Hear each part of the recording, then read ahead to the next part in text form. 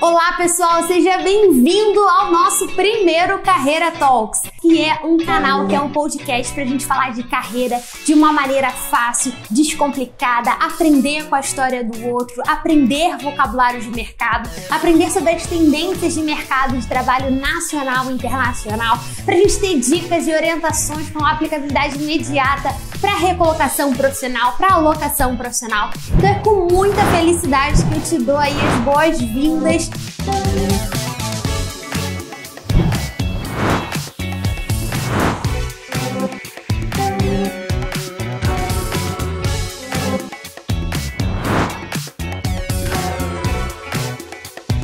E eu tô muito feliz de fazer esse canal com a minha parceira que eu amo, que é a HireNow. A HireNow é uma empresa de soluções de recursos humanos que está presente aí em mais de 30 países. Eles fazem contratações em até 24 horas e é uma empresa que está unindo a tecnologia com a gestão humanizada. E tem um propósito muito parecido com o meu, que é de ajudar as pessoas a encontrarem um propósito, a serem não só relocar e alocar as pessoas na empresa certa, mas que elas sejam felizes de fato, né, e tenham uma autorrealização sustentável com a carreira delas. E, gente, pelo amor de Deus, né? Não dá pra eu fazer o meu primeiro episódio com uma pessoa diferente da que eu tenho aqui pra começar. Alexandre dos Reis, pra quem não conhece, ele tem, gente, 44 anos de carteira assinada, sendo 35 em função de diretor. Vocês têm noção do que é isso? 35 anos em uma posição executiva, uma posição de diretor. Hoje ele está como diretor executivo do Sistema Firjan. Ele é formado em administração de empresas, tem pós-graduação em cenários econômicos na UFRJ, já fez especializações em escolas como INSEAD, Cambridge, Wharton e também é fundador da Associação Espaço Pequeno Cidadão, que é aí uma ONG que ajuda adolescentes de 6 a 16 anos. Ou seja, além de um super executivo de mercado, ele também é empreendedor social.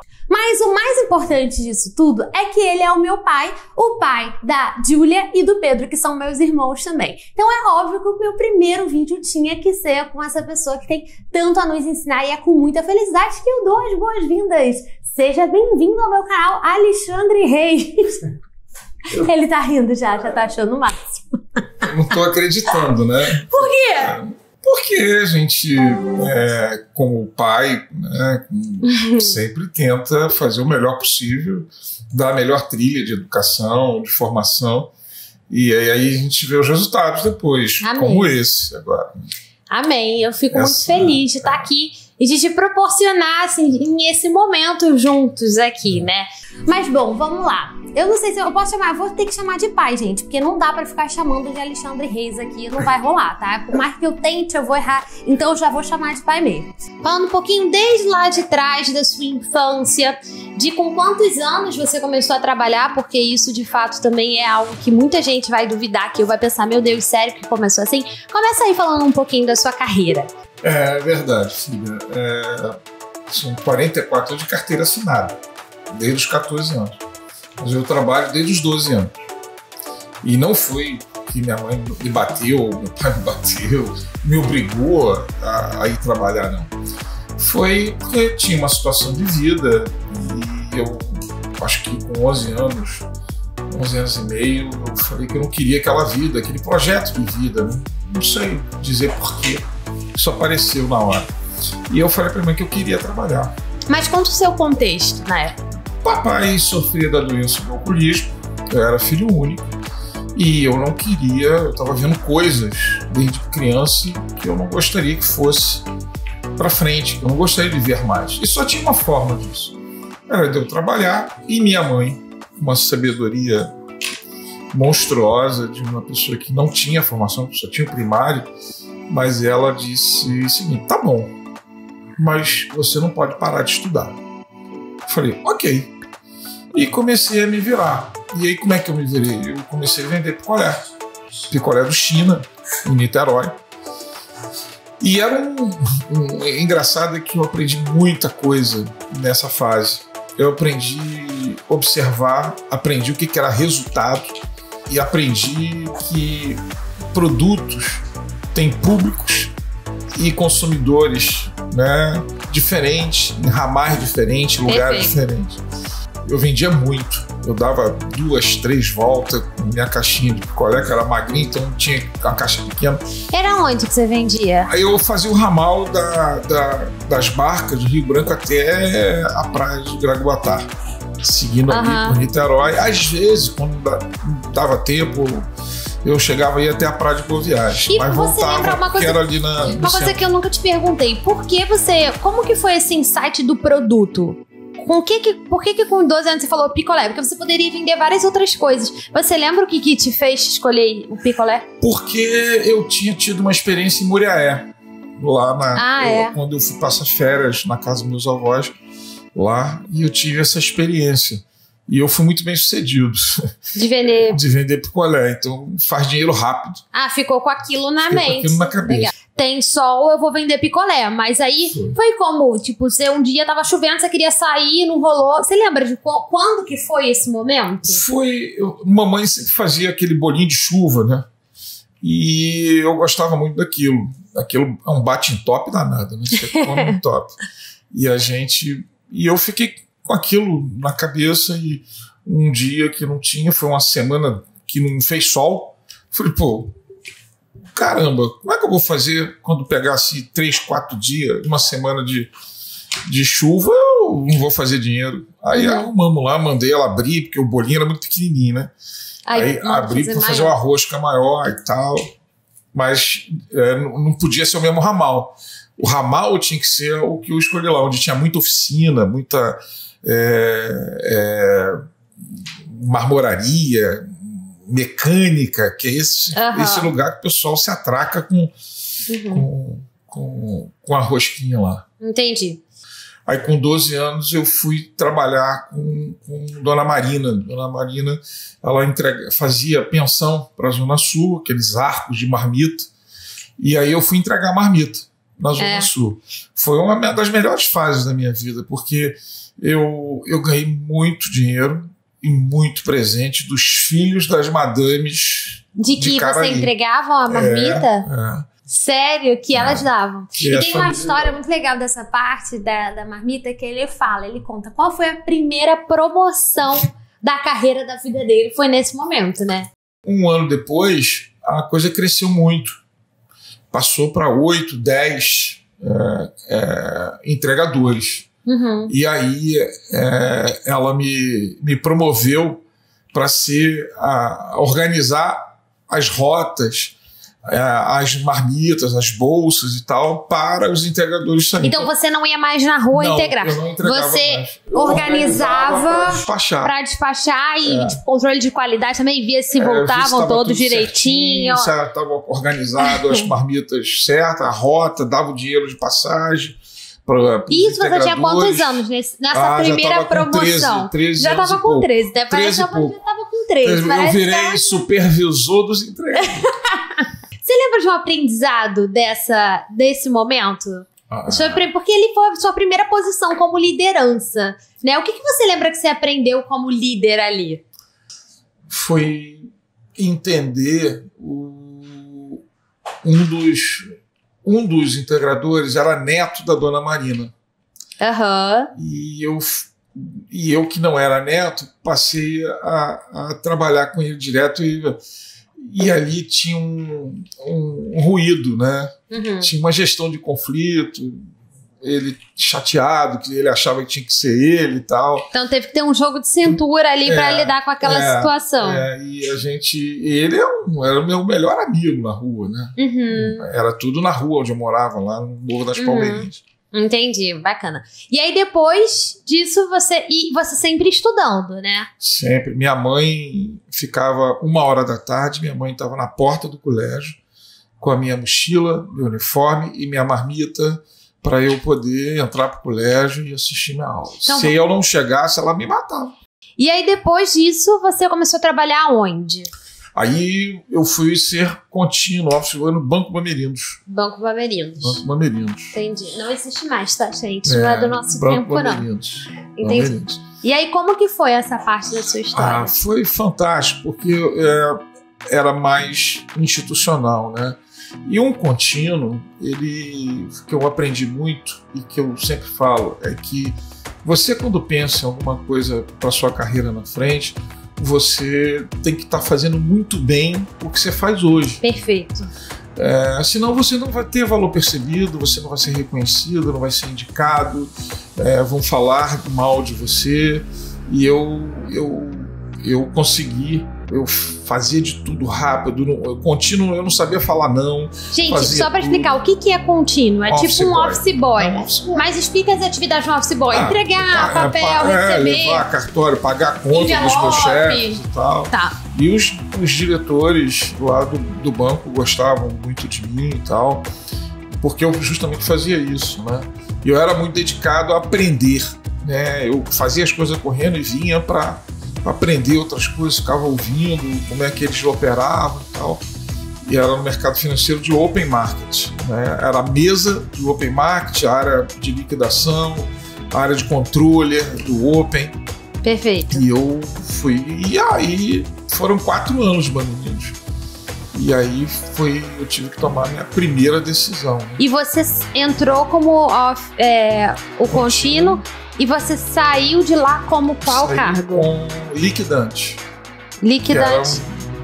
Liquidante hoje seria o quê? Seria um especialista de determinada operação. De back-office? Ou de front? Não, de back-office. E aí,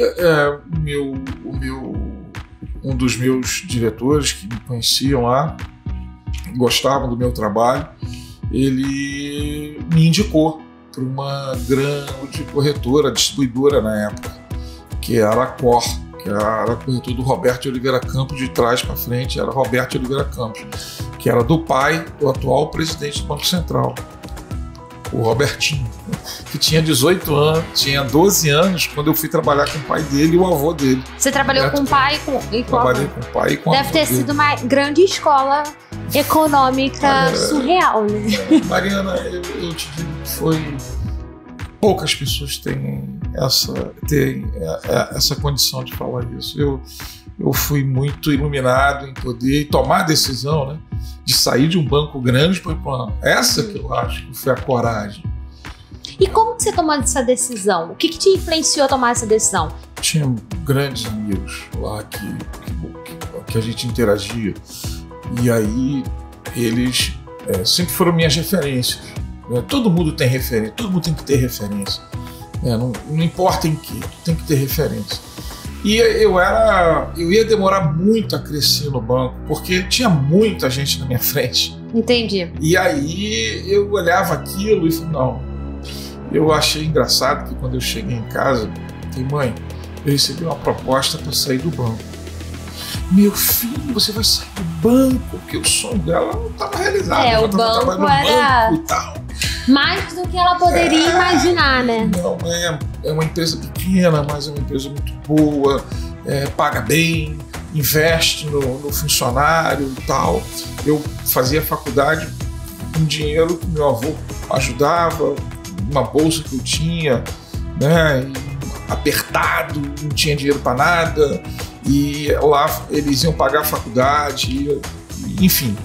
E aí eu tive a coragem de enfrentar e tomar a decisão de sair de uma grande empresa para uma média empresa e trabalhar com o Roberto Campos Júnior e o Roberto Campos pai. Foi assim uma faculdade que eu fiz. De 44 anos de carteira assinada, você tem 22 de mercado financeiro, né? O que você leva do mercado financeiro? Porque hoje ele não atua mais no mercado financeiro, mas o que você leva, assim, Mariana, em relação à técnica, né? Fundamental é que o maior ativo que eu conquistei no mercado financeiro e nessa parte, principalmente da Cor, foi que hoje falam de ciência de dados, né? Dado analítico, né? Eu tinha muita informação, mas era informação fechada dentro da empresa. Então, a parte analítica, eu aprendi, a minha escola é uma escola fundamentalista. É uma escola que eu tinha realmente dados e fatos, dali construía cenários econômicos e dali tomava decisões de comprar ou vender algum ativo financeiro por conta dessas análises. Então, essa trajetória de interpretar um dado, transformar o dado num cenário de qualidade e dali tomar uma decisão, o mercado financeiro de leitura de cenário, né? Eu me considero um cenarista, eu sempre falo isso. Eu tava até conversando com ele e com os amigos dele, né? E a gente tava falando da diferença do mercado financeiro de antigamente para hoje, que hoje é tudo digitalizado, né? Você entra, você compra suas ações, você tem a sua conta digital e você faz tudo sozinho. Na época, gente, que eles trabalhavam, era tudo na mão. Eu fico chocada quando ele me contava, Mariana, era conta, era boleta, né? E tudo no bigode, no telefone, né? Confiança, credibilidade é um dos principais ativos do mercado financeiro. Perfeito. Foi um negócio que eu adquiri. E credibilidade, confiança, você não ganha, né? Você não compra, você adquire. Perfeito. Né? Perfeito. Você não vai ali e compra, você vai adquirindo isso ao longo do tempo. Perfeito. Né? E aí, de forma mais resumida, então, você foi para a Cor, aí você ficou lá e depois você saiu de lá e você foi para o Nacional? Fui para o Banco Nacional. Eu me especializei. De novo, a visão do Roberto Campos era uma coisa tão impressionante que em 85 ele olhando os novos mercados, ele dizia que os novos mercados seriam mercado de ouro, mercados futuros, né? Que lá fora já eram mercados estabelecidos. Ele te deu esse direcionamento. E aí eu fui estudar. E para começar a operar, eu tinha que começar a estudar. Aí fui para São Paulo, fui fazer minha primeira temporada em São Paulo, né, que eu fui trabalhar em São Paulo, a corte em São Paulo. Fui estudar em São Paulo, fazer curso de operador de pregão, fui estudar ouro, mercado de ouro, né? E me tornei um especialista no mercado de ouro na época. Eu era um dos maiores especialistas no mercado de ouro no Rio de Janeiro. E aí surgiu a oportunidade de ir para o Banco Nacional, para a corretora do Nacional, trabalhar na área de mercados futuros do Nacional. Eu fui para compor a equipe e ajudar a construir a corretora de futuros, né? Depois, mais tarde, eu fiquei responsável pela corretora de futuros e a corretora de ações. De 86, final de 86 até 93, eu estava no Banco Nacional e recebi um headhunter, me procurou, chegou a mim e me levou, me tirou do Nacional para ser o tesoureiro, diretor executivo de mercado de capitais de um banco médio. De novo, eu estava sendo audacioso, né? Você tinha quantos anos nesse momento? 28. Você se tornou diretor pela primeira vez com 28 anos? Executivo, sim, mas eu era no Nacional, tinha função de diretoria adjunta. Com 20? 25, 26. Meu Deus. Ele se tornou diretor com 25 anos, entendi. 26. O que você acha que te levou a ser diretora com 25 anos de idade? Lembrando que a gente estava num cenário completamente diferente, que hoje isso não dá pra gente comparar, porque era um outro cenário. O ser diretor, era um diretor adjunto, a gente chamava de diretor B, era um diretor bundão, né? Não era estatutário, não era nada disso. Mas eu era um diretor, principalmente, de negócios, né? E efetivamente, você sempre tem que pensar que a sua carreira, ao você virar, é porque você entregou alguma coisa. E eu entreguei muito nesse período de 22 a 25 anos no Nacional. Legal. A gente se tornou o maior dealer de ouro do mercado, a gente se tornou uma das maiores corretoras de mercado futuro, a maior corretora de valores da época, estava sempre entre as 10 primeiras do ranking. Então, isso, abrimos outras mesas de operações. E o principal, ganhei a confiança da diretoria executiva de me colocar no comitê de ativo e passivo do banco, especializado. Legal. E tal. Mas acho que assim, o resultado, o que você entregou é uma consequência de atitudes suas, de comportamentos seus. Me fala 3 comportamentos que você lembra que você tinha entre 22 e 25 anos que contribuíram para essa entrega assim tão significativa, assim, né? Que chamou a atenção de quem trabalhava lá. Bom, Primeiro, ter como eu tinha vindo da Cor, né, com essa escola cenarista, eu construía cenários muito fáceis. Então, uma visão cenarista e construção de cenário. Cada mercado, cada segmento desse tem uma precificação, tem um peso em determinado momento. E eu tinha essa capacidade de fazer isso. E isso influenciava muito as decisões de bons resultados para o banco. O outro aspecto é você tem que ter uma boa gestão de risco. No mercado financeiro... Bom ponto aí. Não tem meio termo. Ou você tem que comprar ou você tem que vender. Se você ficar parado, você não ganha dinheiro. Então, você tem que se posicionar. Eu aprendi nesse período a se posicionar fundamentalisticamente, né? Não era nenhum maluco. E tinha que tomar decisão. Então, essa fase foi uma fase muito importante de construção de decisões. Né? O tempo todo você tinha que tomar decisão. Né? Entendi. E aí depois você chegou a empreender, né? Isso foi depois do Banco Rural. Né? Depois do Banco Rural, eu estava vendo umas questões lá, não me agradou, minha quarentena com o Red Hunter acabou e eu não quis virar estatutário do banco. Numa visão de risco, e muito bem decidida, porque logo depois foi um escândalo muito grande, eu saí do rural e resolvi empreender com mais dois sócios, montamos uma corretora, uma distribuidora de futuros, né, DTVM é uma corretora de futuros. E estávamos indo bem, né, mas nos associamos a um banco de investimento, na verdade, um banco de investimento, na verdade, incorporou a gente, que ele era muito maior do que nós. Também estávamos indo bem, mas surgiu um problema numa operação com o banco e nos arrastou para o buraco. E aí a gente meio que quebrou, né? Parou.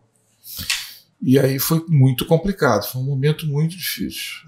Então foi do ponto mais ascendente, né? Chegou lá no nível altíssimo do que ninguém fazia com a idade que ele tinha. E ele perdeu tudo, né? Ele fala que ele não tinha... Eu já era nascida, ele não tinha R$1 para pagar a minha escola. Foi no momento que todos os amigos dele se juntaram. Inclusive, eu sou grata aí para todos os amigos dele que ajudaram. Que um pagava a minha escola, o outro pagava, assumiu, né, as contas da minha avó. E tudo mais. Mas... eu queria que você falasse um pouco qual foi a sua maior lição aprendida desse momento. Tanto pode ser por um lado mais de você como pessoa e valores e tudo mais, mas de negócio, assim. O que você acha que foi um erro de negócio, uma lição aprendida que você não teria feito? Olha, a gente sempre, quando acontece, né? Porque depois que a obra é feita é muito fácil você analisar, né? Sim. Dar palpite e tal. Uma coisa e olha, podia ter sido muito pior, mas a nossa gestão de risco, da forma que nós estávamos trabalhando, operando, é porque a outra empresa era muito maior do que a gente. Né? Então, a gente tinha que ter entendido melhor o modelo de governança estudado melhor a empresa que vocês resolveram fazer as pessoas, os sócios. Entendi. E tal. Então seria, por exemplo, todo mundo que busca uma sociedade hoje de estudar ao máximo, né? Essa orientação com aplicabilidade para eles. Foi uma surpresa muito grande, foi o comportamento deles. Perfeito. Então aí, gente, ó, se você quer fazer uma sociedade, avalie o comportamento e estude a fundo, né? Até sobre a história das pessoas, até para um lado mais pessoal também, eu acho. Além de corporativo. Inclusive eu tenho uma palestra, né, que é Resiliência com Foco no Resultado, que passeia por isso. Legal. Né, sobre a resiliência na dimensão pessoal, na dimensão profissional e na dimensão de uma empresa resiliente. Né? E aí, teve esse momento em que a empresa quebrou, como que você voltou para o mercado? Porque eu acho interessante também, porque você não só voltou para o mercado, mas como você ressignificou a sua carreira naquele momento. Sim. Primeiro eu fiquei 8 meses no anonimato, né? Porque eu não podia tinha que resolver o problema da empresa, estava com uns 6, 8 meses. E aí, nessa história, eu aprendi que eu não tinha perdido o meu maior ativo, que era meu nome no mercado financeiro. Perfeito. As pessoas me conheciam do mercado financeiro desde garoto. E quando eu voltei autônomo, aí logo em seguida uma grande corretora, a maior corretora de mercados futuros do país, ficava entre a primeira e segunda, terceira do ranking, me convidou para trabalhar, ajudar a construir o escritório no Rio e arrebentar, já como executivo, né? Como diretor aqui no Rio, diretor comercial. E arrebentamos aqui no Rio, aí me levaram para São Paulo. Então eu já estava recuperando, né, patrimônio e tal. Entendi. E aí depois você entrou na Firjan? Foi? Em 2000. Em 2000.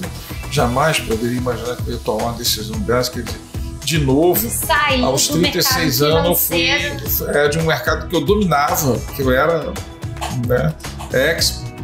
Você lembra, quando você tomou essa decisão na época, 20 anos atrás, o que te fez tomar essa decisão e como que foi essa decisão? Você teve medo, teve receio? Como é que você se sentiu? Muito receio, muito medo. Foi muito rápido. Tudo foi muito rápido. Tipo assim, foi conversado dia 4 de setembro e dia 11 de setembro eu já estava trabalhando na Firjan de 2000. Eu acho que se eu pensasse muito tempo, eu não tomava decisão. Não. Mas por que você tomou essa decisão? Você lembra? Eu não estava feliz em São Paulo. Eu estava trabalhando em São Paulo. Mas era uma questão de região ou de temática? Você já tinha perdido pouco o amor pelo mercado financeiro com o que aconteceu, de repente? Sim. Eu tinha perdido. O mercado financeiro me deu tudo e o mercado financeiro me tirou tudo. E aspas, né? Não tirou a competência técnica. Que a minha e a sua credibilidade também. E minha credibilidade. Porque nós fizemos uma transição desse processo muito bacana, junto com os meus sócios. A gente foi muito feliz nos nossos processos da empresa e não temos absolutamente nada, não tivemos um problema de passivo trabalhista, inacreditavelmente não tivemos um problema de passivo trabalhista. Entendi. Mas enfim, o que eu ia falar é que eu quero que nesse canal a gente mande a real. Eu quero saber a expectativa e realidade de cada função, o lado bom e o lado ruim de cada função, para que você que esteja aí ouvindo, escutando, possa entender, né? Porque às vezes a gente cria uma expectativa de trabalho na nossa mente, mas que na hora é completamente diferente. Então eu queria que você mandasse a real, Alexandre Reis, tem que mandar a real aqui, tá? Qual é a parte ruim de ser um diretor? Me fala a parte ruim, a parte que ninguém te contou quando você sonhava lá atrás em ser um diretor. Mas eu quero uma resposta real, não é nada superficial, não. Que você tem que estar muito bem preparado para tomar uma decisão. Porque normalmente você fica meio isolado. É um pouco solitário? E você ganha muita informação. Você tem muita informação, muitos dados hoje. Mas não adianta ter isso tudo, você tem que tomar decisão. Não adianta, executivo é isso. Minha carreira executiva foi pautada por verbo. Eu não consigo olhar um plano diretor, um plano de negócio, um sumário executivo que eu não veja verbos. Entendeu? Tem que ter verbo, porque tem que tomar decisão, você tem que fazer acontecer, né? O diretor. E é ruim, porque nem sempre tudo dá certo. Mas no mercado financeiro eu aprendi isso. Você, para ter resultado, você tem que fazer ou comprar ou vender 10 vezes. E acertar 6, 7 e errar 3, 4. Mas você tem que fazer. Você nunca sabe quando é a que você vai acertar, que você vai errar. Né? Entendi. Então, quando você está em cargo de diretoria, às vezes você diz que é o peso da decisão, assim, isso que é a parte ruim. Porque não adianta, não é a parte ruim, é a parte que você não tem como fugir. E às vezes você sente o peso, né, da decisão. Porque pode impactar muitas coisas, né? Muitas vezes, por mais que você divida, compartilhe a decisão. Quem tem a caneta lá para assinar é você. E aí sempre vai ficar na tua marca. Entendi. E a parte boa? O que é a parte boa de ser um diretor? Qual é a sua parte favorita de ser um diretor de empresa? Desenvolver. Pessoas? Esse acho que uma grande ação de um cargo de diretoria é você criar, é você desenvolver, né? É você inovar, é função sua, é você liderar, é se antecipar. Isso é ser diretor, entendeu? E qual nesses seus 35 anos como diretor, eu queria que você me falasse um erro seu? Uma decisão errada que você tomou, que virou uma lição aprendida e que você transformou essa lição aprendida num processo e aí nunca mais errou. Quando eu estava no Banco Rural, eu tomei uma decisão de construir, de abrir uma área pesada em São Paulo. E eu não fui feliz, porque eu abri com o olhar da onda, da moda. A área não deu certo. Não Você deu teve certo, a ideia de criar uma área e a área não deu certo. Ali, mas não é o fato de criar uma área não deu certo, porque isso é toda hora. Mas é que eu não me preparei corretamente para criar essa área. Eu fiquei muito contaminado pela moda, pelo momento. E talvez ficou um pouco superficial. Você não foi a fundo estudar, isso. você não desceu ali para poder contribuir com sua decisão. Isso me custou um desgaste junto à presidência, junto ao vice-presidente, já que eu era o terceiro, né? E me custou caro nesse sentido. E a lição aprendida disso foi? A lição aprendida foi que você tem que... Qualquer decisão maior e estratégica, de impacto, você tem que percorrer um rito. E você precisa demorar mais tempo estudando e planejando que execução. Perfeito. Entendeu? Isso. Se você tivesse que fazer uma faculdade hoje, vamos supor, volta aí no mundo de hoje, tem que fazer uma faculdade, qual você faria? Mariana. Olha, você tem ideia, eu fazia economia. Eu passei para economia na Sousa Marques e quando eu fui para a Cor, eu fui fazendo economia. Eu estava no primeiro ano, quando eu fui para a Cor. Aí, no segundo ano, o Roberto Campos, avô do Robertinho, né, que era mente brilhante, ele falava sobre globalização e sobre a funções generalistas. E ele é economista, e ele... Tanto, isso em que ano? Isso foi em 1984. Ele falou o seguinte... Faz administração, porque na administração depois você faz especialização. A sua empregabilidade, a sua visão, na administração você vai poder parar de marketing, área de humanas, área de controle. Ele falou isso. Área financeira, de finanças, econômica, não tem problema nenhum. Você faz a especialização depois, você faz uma pós, aonde você melhor se identificar. E eu fiz isso. Tanto é que depois eu fiz uma pós de cenário econômico pelo FRJ e fiz uma pós de câmbio e comércio exterior na FGV. Perfeito. Lá. Eu hoje eu faria administração de novo. Faria? Faria. A administração lá te dá uma vasta empregabilidade e oportunidade de você entender um pouco mais sobre várias áreas e você escolher para se especializar naquilo. Eu já ouvi aquela piadinha, né, de que tá fazendo administração porque você não sabe o que você quer fazer. E na prática, gente, isso não é verdade. E falo até como headhunter, como recrutadora, né? Eu acho que eu continuo achando que é uma excelente função. Mas é claro que a gente não pode esquecer do mercado de TI, né? Que tá aí com déficit de formandos gigantesco. Então também, se você gosta da área de tecnologia da informação, de programação, linguagens, cloud, telecom tá muito forte também vai ter muito mercado aí para esse cenário. E aí, pegando esse gancho, o que eu queria falar com você? Ele sendo um excelente cenarista, né, entendendo conhecimento de mercado aí, e hoje ele trabalha na direção da indústria, então ele tá a contato direto aí, ele até me fala, né, que ele acorda discutindo de moda, dorme discutindo sobre óleo e gás automotivo, então é uma visão 360 graus de real oficial. Queria que você me falasse um pouco, né, falando de mercado, qual a sua visão do mercado de trabalho para o futuro? Nós temos que entender, né, que as coisas mudam aqui nas empresas porque a sociedade está mudando, né, o consumidor está mudando. Então nós temos que entender no mundo contemporâneo o que está latente, né?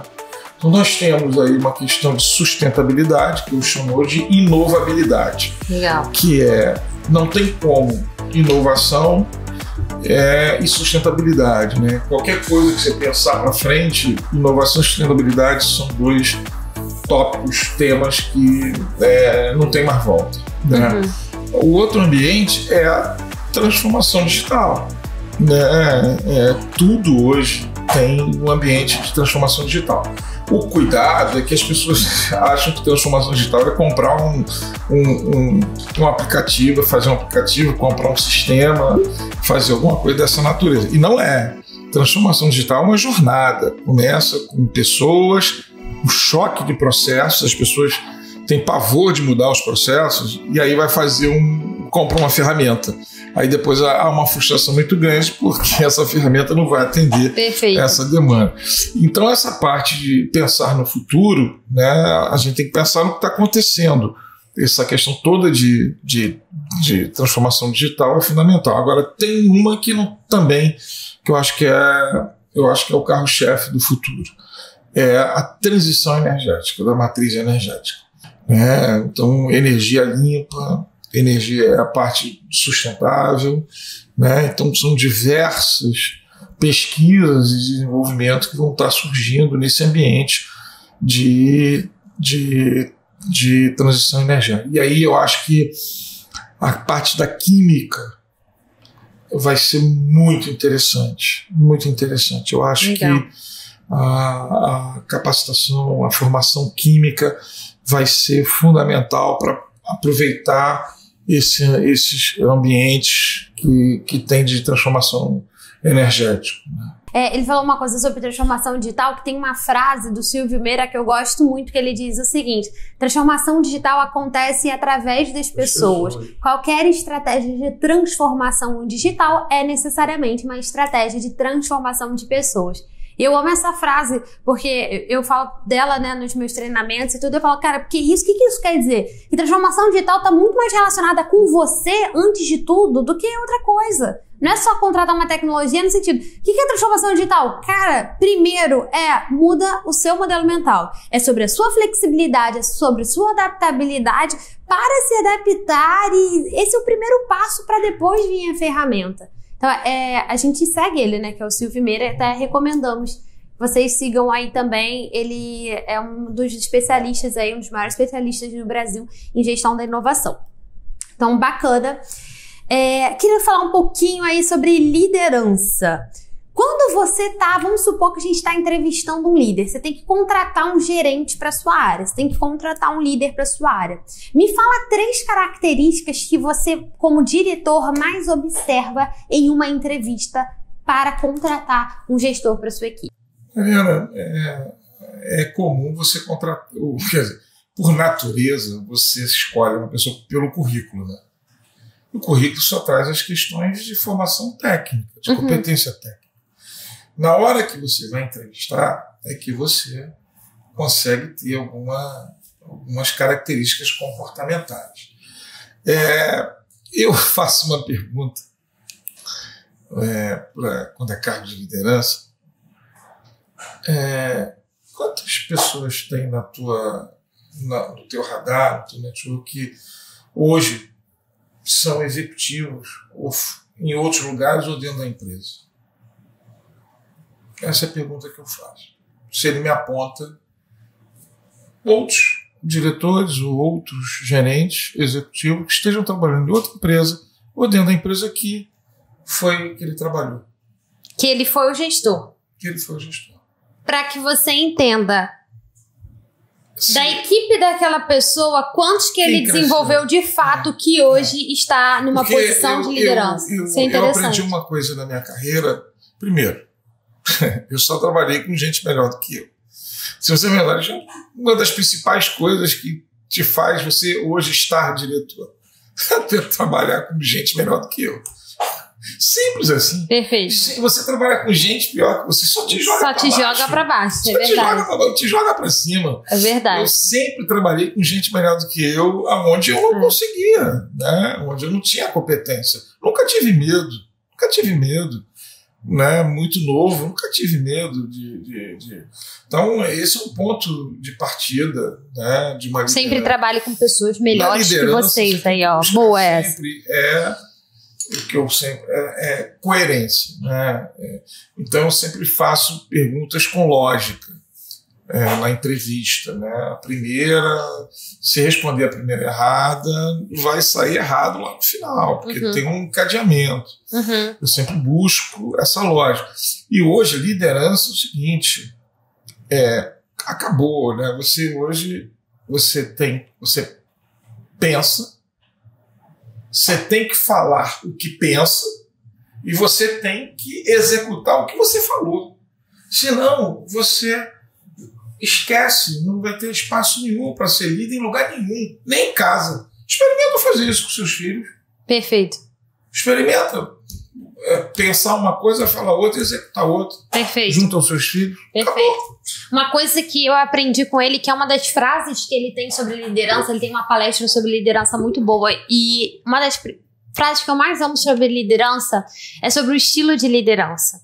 Né? Porque antigamente a gente tinha muito essa pauta. Qual é o seu estilo de liderança? É X, é Y, é Z. E essa é uma das perguntas que eu faço quando eu estou entrevistando o líder, como até meio que uma pegadinha, né? Eu pergunto, qual é o seu estilo de liderança? E muitos profissionais respondem um estilo só. Eu sou isso, eu sou inspirador, eu sou isso e aquilo. Eu falo, pra mim a melhor resposta, isso eu aprendi muito com ele, é assim, não existe um estilo de liderança, não existe mais essa resposta.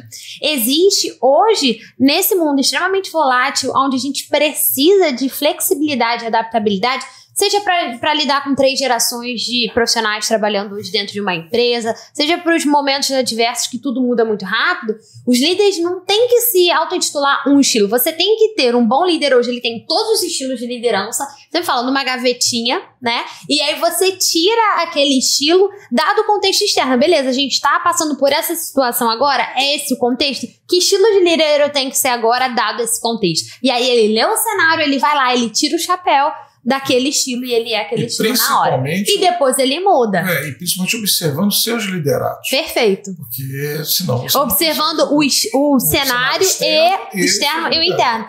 E aí tem aquela frase sua que eu gosto muito. Me fala daquela frase, você lembra? Do portfólio...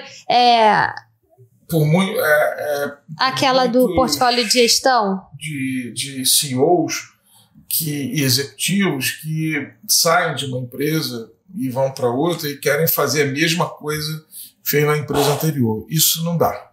Sim. Não dá. Achar que você vai fazer a mesma coisa. Cultura da empresa é diferente, os liderados são diferentes, o modelo de negócio da empresa é diferente. Né? Sim. Então não existe um modelo de gestão de liderança hoje único.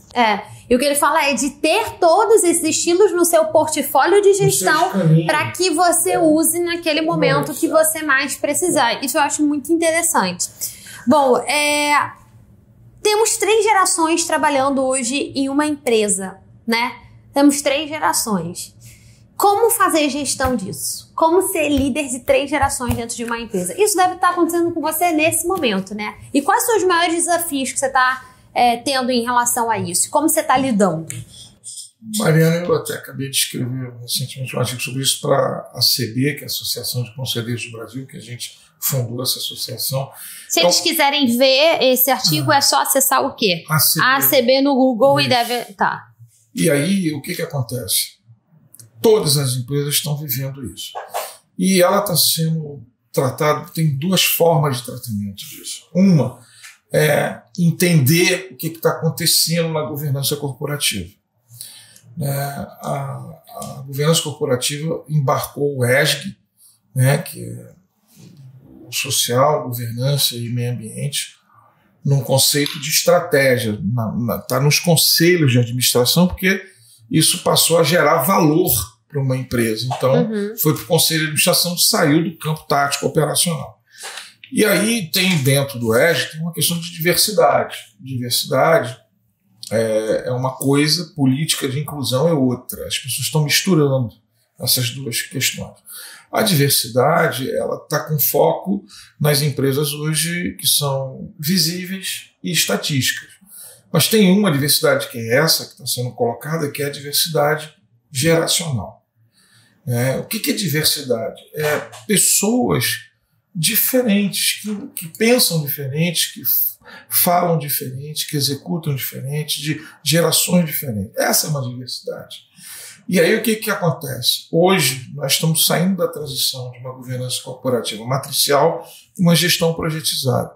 E hoje é muito engraçado porque isso está gerando muito ruído nas empresas, essa diversidade geracional. Porque os 50 a mais, olha para baixo, olha os garotos de 25 a 30 voando baixo, cheio de vontade para conseguir, cheio de informação, mas que chegam querendo ser diretor, gerente geral, gerente executivo, aí os 50 a mais cabeça branca vai, nunca passaram por uma crise, não conhecem nada, aí não dá atenção, não faz uma escutativa sobre esses rapazes. Aí o de 25 olha para cima, os 50 a mais, esse cara é um dinossauro, não sabe mais nada, não conhece nada, também não dá atenção para ele. E o de 30 com 45 fica no meio, sofrendo, perdido nisso, entendeu? Então, eu acho que a gestão projetizada é a forma, para mim, a equação mais rápida de resolver isso. É a situação-problema, bota na mesa, vê quem é o tomador das dores desse problema, especialista, não importa a patente, bota um coordenador e só abre a porta da sala depois que tiver a solução encaminhada. Legal. Para terminar aqui, temos pessoas aqui assistindo que são jovens, que são profissionais, tem gente que está com a pergunta de tô me formando e agora? O que você responderia? Deu azar, vai ter que continuar estudando. Mas o quê? Aí é o que tiver na sua linha de raciocínio. Então, por exemplo, quando você está na sua formação, você acabou de se formar, você já tem que estar pensando qual é a linha de valor agregado de conhecimento que você vai ter. Eu, particularmente, digo o seguinte, em qualquer função que não seja médicos, da área da saúde, e tal, gestão de projeto, para mim não tem volta. Apostaria em gestão de projetos, beleza. Agora, e aquela galera que já se formou, já está trabalhando? Tô trabalhando e agora? O que você me falaria? Para quem busca um empreendedorismo corporativo, que quer crescer dentro da empresa. Só tem uma estratégia. Duas coisas. Uma, não transfira a responsabilidade da sua carreira para a empresa. É sua. Eu cansei de receber, diretor, e aí o que você está pensando para a minha carreira? Eu nada. O que eu tenho que pensar pela carreira dos outros? Nada. A outra é o seguinte, você só vai ser elegível se você estiver fazendo muito bem o que você está fazendo hoje. Perfeito. No presente. Não tem futuro se você não estiver muito bem no presente. Perfeito. Não tem futuro se você não estiver fazendo muito bem o que você faz. Você constrói o futuro com o presente. Não tenha dúvida. Não tenha dúvida. Perfeito. A última pergunta é, tô me aposentando e agora? Você não chegou lá. Não sei se falta muito pra você chegar lá. Agora é a hora que ele fica bolado comigo. Vamos supor um cenário de que sua aposentadoria ela tá aí muito distante, muito longe aí de você ainda. Mas quando você pensa, tô me aposentando e agora, o que você faria? A aposentadoria é um futuro de longo prazo para todo mundo. Primeira coisa, eu voltaria lá no estou me formando e agora ou estou trabalhando e agora. Você tem que pensar na sua aposentadoria. A aposentadoria não é um negócio que você pensa chegando lá na frente, vou me aposentar. Não. É um projeto de vida. Então é um alerta para quem não está nessa fase e já começar a se preocupar. É um projeto de vida. Eu acho que a aposentadoria é um projeto de vida. Eu já tive várias... E o projeto de vida, o que é? Você coloca ele, você tangibiliza ele ou não, dependendo do cenário externo, do cenário interno. Então esse é o grande diferencial, né? Que as pessoas acham que a aposentadoria é o fim. Não é. A aposentadoria é o início de algum projeto de vida seu. As pessoas misturam, né? Muito legal isso. Então, se você me perguntar, para suportar qualquer tragédia, qualquer coisa errada, qualquer coisa que venha acontecer por frente, qual é a tua indicação? Boa. Ter um projeto de vida. Pra gente terminar aqui, que eu acho que tem tudo a ver com o que você falou antes e é o que eu prego e é o que eu quero que esse canal aqui seja também. Pra mim, carreira é igual a autorresponsabilidade. Ele tá falando da importância de ter um projeto de vida. Só que eu atendo muitas pessoas, pai, e muitas pessoas estão frustradas com a carreira por 2 motivos. Ou porque não tem, e ou porque está vivendo o projeto de vida que é de todo mundo menos o dele. Então, eu falo assim, trabalho, gente, a gente tá aqui falando Carreira Talks, né, sobre trabalho. Trabalho, a gente passa a maior parte da nossa vida trabalhando. Que triste é passar a vida inteira vivendo um plano de vida, um projeto de carreira que é de todo mundo menos o seu. Mas né? Tem uma coisa que está acontecendo nesse mundo contemporâneo, Mariana, que tem uma palavra, tem um verbo muito importante em cima da mesa hoje de todas as casas. Qual? Ressignificar. Os ciclos econômicos estão mais curtos. Os ciclos de vida dos produtos estão mais curtos. A sociedade 5.0 evoluindo em outras formas de pensar e de consumir. A tecnologia embarcada em tudo. Então, você o tempo todo, você tem que estar medindo e tem que estar se ressignificando. Perfeito. Senão você não vai avançar. Bom, e agora pra gente já caminhar aqui pro final, de pai pra filha, tá? De pai pra filha. Me fala 3 principais lições que você aprendeu comigo em relação à carreira. Porque, gente, a gente vem trabalhando junto assim de vez em quando. Ele diz que eu boto ele pra trabalhar e que eu não pago nada e faz um show de que eu não pago nem choquito, mas que não é verdade, entendeu? É investimento, a aposentadoria dele tá aqui, como ele diz. Mas a gente já trabalhou junto. 3 lições que você aprendeu comigo em relação à carreira? Os jovens mudaram muito a forma de pensar. Estão mais empreendedores, estão mais corajosos, né? Estão mais preparados. Não dá para dialogar com vocês sem fazendo algum rejeito de que vocês não sabem nada. Mentira. Vocês estão muito bem preparados. O outro é agilidade, né? Você é muito ágil, me deixou isso. Você acha? Porque eu não... Acho. Você faz muita coisa ao mesmo tempo e com qualidade. O outro é o lifelong learning. Eu vendo você, eu tive que voltar a estudar. Isso, acho que foi o grande ativo que eu ganhei nessa história, né? Eu achei que eu ia estar 3 anos atrás, chega, né? Tá bom, ia estar pescando, não. Eu fui Botei o cara pra estudar, galera. Eu fui fazer RH na universidade, na HSM University, fui fazer FGV, primeira turma de formação de conselheiro da FGV, fui fazer INSPER, então fantástico. E agora a gente trocando de lugar. Te entrevistei aqui, fiz várias perguntas. Me faça 2 perguntas. O que você me perguntaria? Como é que você vai sustentar o que você está fazendo hoje?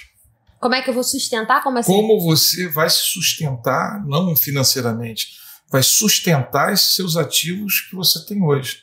Eu acho que eu tenho que continuar trabalhando e investindo muito na minha marca pessoal. De continuar emitindo sinais para eu ser lembrada da maneira como eu quero ser lembrada, eu ter essa autorresponsabilidade, eu quero ser reconhecida como carreira a nível nacional, então eu tenho que todos os dias gerar conteúdo, estar presente nas redes, mas para isso eu preciso estudar, para eu não se tornar isso obsoleto, então eu tenho que continuar estudando. E não só estudando, como tendo prática nisso. Eu acho que o que me diferencia hoje não é porque eu falo de RH, porque um dia alguém fez ou alguém me contou, ou só por causa de cases de recolocação de clientes meus. É porque eu atuo, é porque eu tô todos os dias do outro lado da moeda, que eu tô todos os dias fazendo mentorias com executivos que têm 60 anos, que tem, na verdade, eu faço mentoria com quem tem de 18 a 60 anos.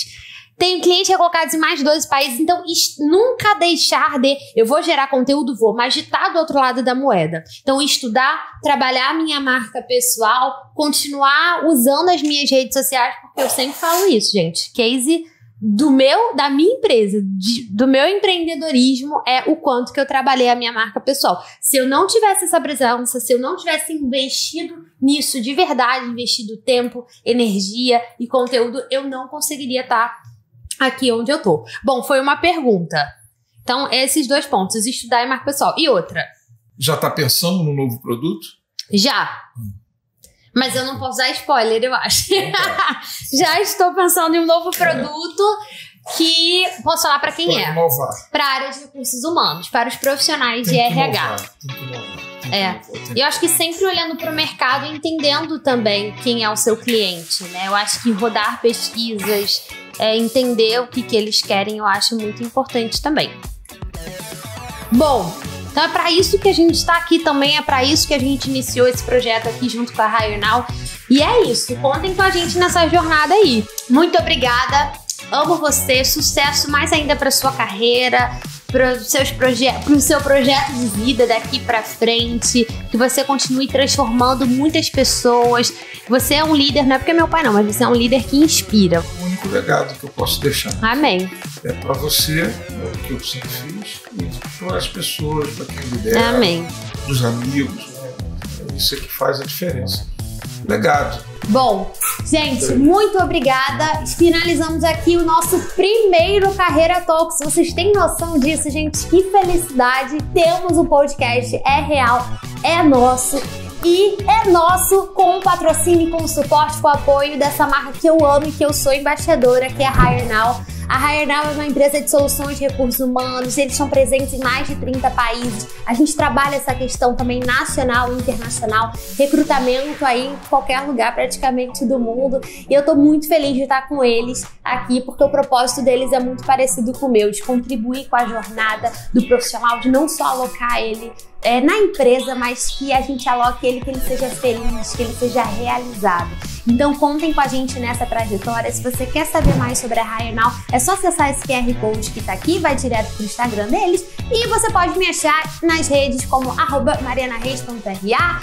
Vou deixar aqui no descritivo também todos os meus contatos. Eu falo sobre carreira todos os dias no meu Instagram, dou dicas de empregabilidade, profissional do futuro, currículo, entrevista, faço palestras para empresas, enfim, um monte de coisa, mas vocês vão ver aqui quando vocês acessarem. Um beijo e, gente, é só o começo. Tamo junto porque esse canal vai render. Se você gostou, manda pro amigo, encaminha, salva, liga o sininho, se inscreve, fica à vontade para fazer com que esse conteúdo chegue para mais pessoas possíveis e que a gente ajude mais carreiras possíveis. É isso, um beijo e te vejo no próximo vídeo.